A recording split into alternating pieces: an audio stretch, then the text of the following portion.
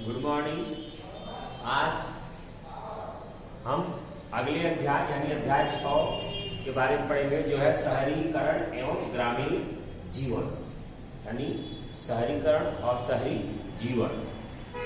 तो शहरीकरण और शहरी जीवन यानी गांव से शहरों का निर्माण किस प्रकार हुआ, शहरों की स्थापना किन किन कारणों से हुई, और शहरी जो जीवन है उसमें और ग्रामीण जीवन में क्या अंतर है, किस प्रकार बड़े बड़े शहरों की स्थापना हुई, इसके बारे में हम लोग पढ़ेंगे।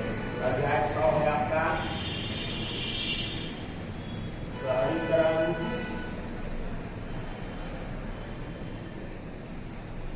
और शहरी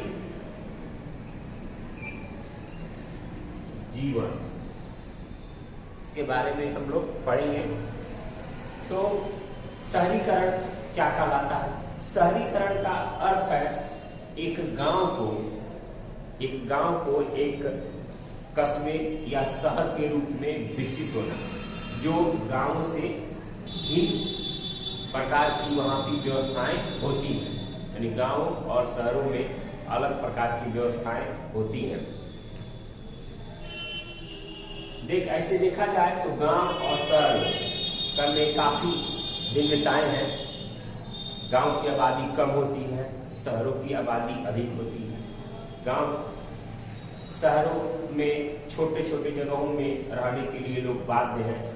गांव में खुले में लोग बहुत ज्यादा रहते हैं। उसके बाद गांव में वातावरण वहाँ का शुद्ध है, प्रदूषण की समस्या कम है, जबकि शहरों में प्रदूषण की समस्या अधिक है।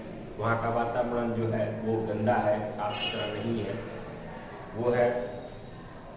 दूसरी बात, कृषि जो है वो गांव की मुख्य साधन है। कृषि और पशुपालन जीवन का मुख्य साधन है गांवों में, और शहरों में औद्योगिक व्यवस्था वो मुख्य साधन है। उसके बाद उसमें उत्पादन जो बड़ी बड़ी कंपनियों के द्वारा होती है, बिजनेस व्यापार, ये मुख्य साधन है आप लोगों को शहरों का। दूसरी बात, शिक्षा, यातायात, परिवहन, हॉस्पिटल, इस प्रकार की तमाम सुविधाएं आपको शहरों में मिलेंगी, जबकि गांवों में इस प्रकार की सुविधाओं की कमी है। लेकिन धीरे धीरे गांवों की में भी ये सुविधाएं पर्याप्त होती जा रही हैं,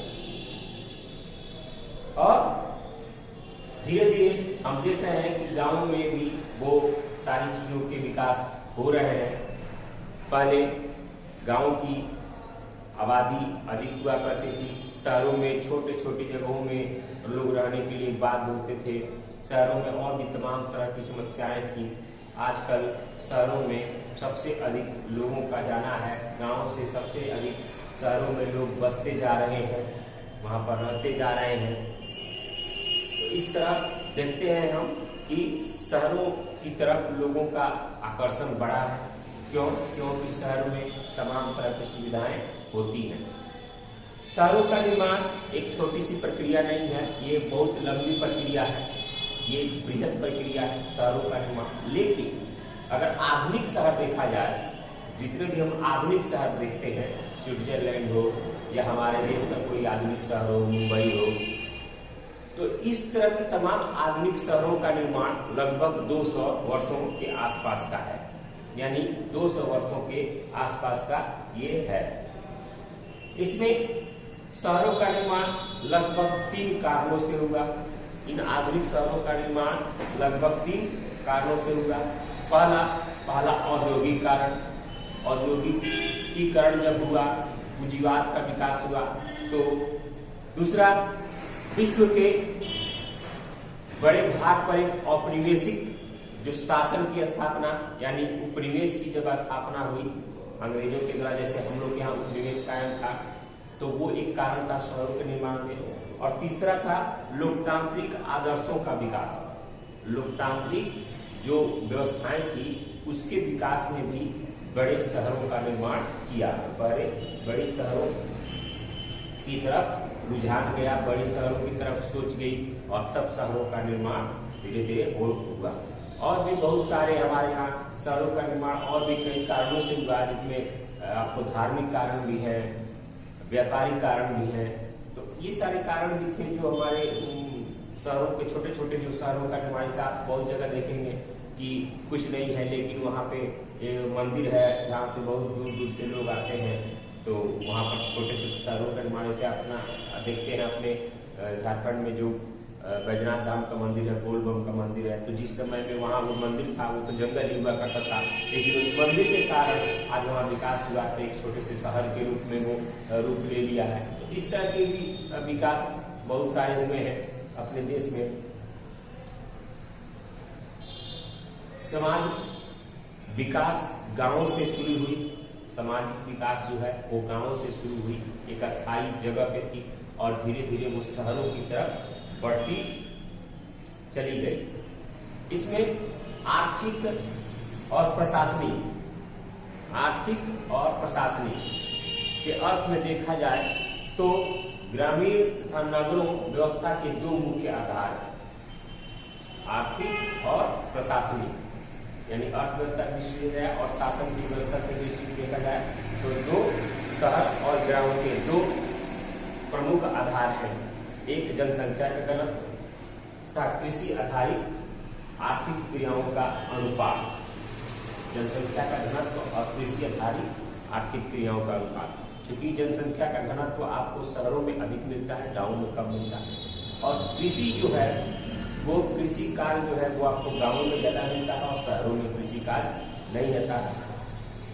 तो गांव के लोग कृषि और पशुपालन पर निर्भर है, जबकि शहरों के लोग आर्थिक उत्पादन, व्यापार और भी सारे बहुत प्राइवेट जॉब्स हैं उस पर लोग निर्भर हैं।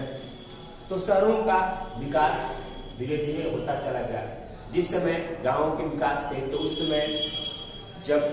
समय गांवों के विकास में छोटे छोटे जगहों को शहरों के रूप में देखा था, जिसमें हम कस्बा बोलते थे, गंज बोलते थे।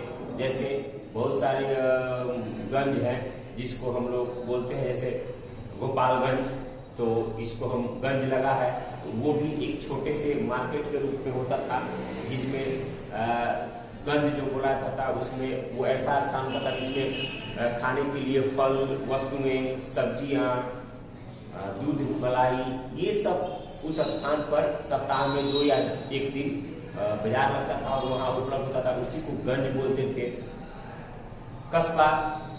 कस्बा ये आपको एक ग्रामीण स्थितियों पर एक छोटे से नगर को कहा जाता था, एक छोटे से जगह को कहा जाता था, जिसको एक विशिष्ट व्यक्ति के देख रेख में होता था। जैसे हम लोग गांव में फिल्मों में देखे हैं, एक सरदार होता है छोटे से कस्बा का, छोटे से गांव का एक सरदार होता है, तो उस सरदार एक विशिष्ट व्यक्ति है, उसी के अंडर में वो सारे गांव रहते हैं, तो उसको कस्बा बोला जाता था। गंज मैंने बताया आपको, गंज तीसरे बोला जाता था। उसके बाद तो इस तरह शहरों का विकास हुआ। अब आगे हम इंग्लैंड के शहरों का विकास या भारत के शहरों का विकास के बारे में पढ़ेंगे आगे के टॉपिक में। आप लोग अगला टॉपिक पढ़ के आइएगा, जिससे आपको पढ़ने में समझने में आसानी होगी और परीक्षा की दृष्टि से भी ये इम्पोर्टेंट है। तो अगले वीडियो में हम लोग मिलेंगे। धन्यवाद।